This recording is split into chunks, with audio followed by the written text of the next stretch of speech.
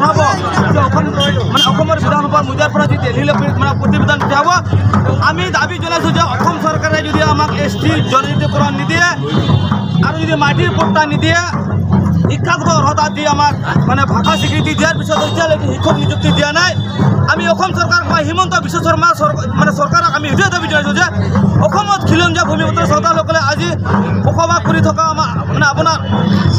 মানে ৭৮ বছৰ পাৰ হৈ গ'ল কিন্তু অসমৰ খিলঞ্জীয়া ভূমিপুত্ৰ চৌতালসকলে অসম চৰকাৰ বা তথা হিমন্ত বিশ্ব শৰ্মাক আমি সুকীয়াই দিব বিচাৰিছোঁ যদি এইবাৰ 25 নৱেম্বৰত যদি দিল্লীলৈ চৌতাল হিচাপে প্ৰতিজন নপঠায় অসম চৰকাৰে সুকীয়াই দিছোঁ আৰু সুকীয়াই দি যদি অসম চৰকাৰে এইবাৰ আমাক মানে ST জনজাতিকৰণ নিদিয়ে আমি এইবাৰ ছাত্ৰ মানে প্ৰতিবাদ অব্যাহত থাকিব যে অহাবাৰ 26 বিধানসভাত বিজেপি চৰকাৰ আমি নিক্ষেপ কৰিম আৰু এই কথাটো হ'ল আমি ভূমি অধিকাৰ পোৱা নাই অসমত খিলঞ্জীয়া ভূমিপুত্ৰ চৌতালসকলে এতিয়ালৈকে মানে ভূমিপুত্ৰ প্ৰদান কৰা নাই আপোনালোকে জানে মানে ভাৰতবৰ্ষৰ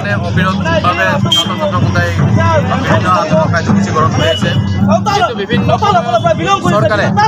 বিভিন্ন সভা সমিতিৰ ঘোষণা কৰে যে অহা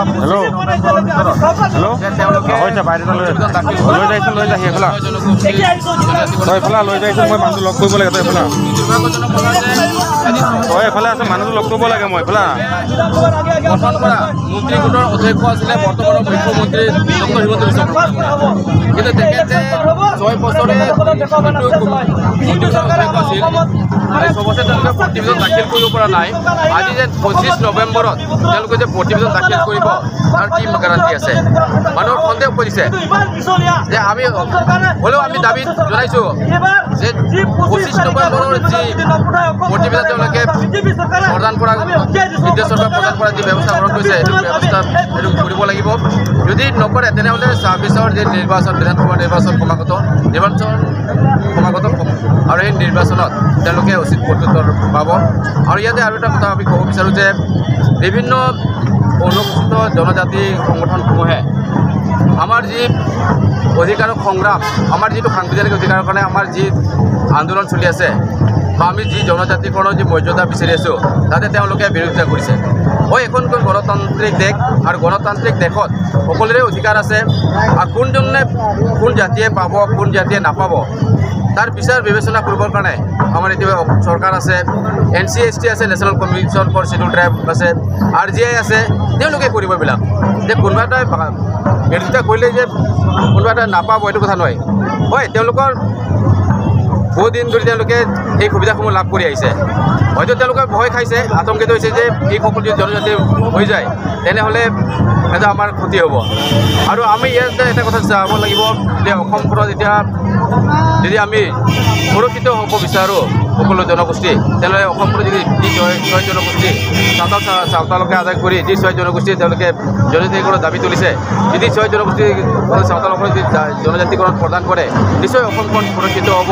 আৰু ইয়াৰ জৰিয়তে আমাৰ যি অধিকাৰ সেই অধিকাৰসমূহৰ পৰা আমি লাভান্বিত হ'ম আৰু আমি চৰকাৰৰ এই ক্ষেত্ৰত আমি আহ্বান জনাইছোঁ যে মাটিৰ পট্টা বিশেষকৈ ভূমি অধিকাৰ আইন যিটো 2006 ভূমি অধিকাৰ আইনৰ মতে ট্ৰেডিশ্যনেল ফৰেষ্ট ডুৱেলাৰ্ছ পৰম্পৰাগত বনবাসী হিচাপে চাওতালসকলে তেওঁলোকৰ মাটি পোৱাৰ অধিকাৰ আছে আৰু ইয়াতে চৰকাৰে এক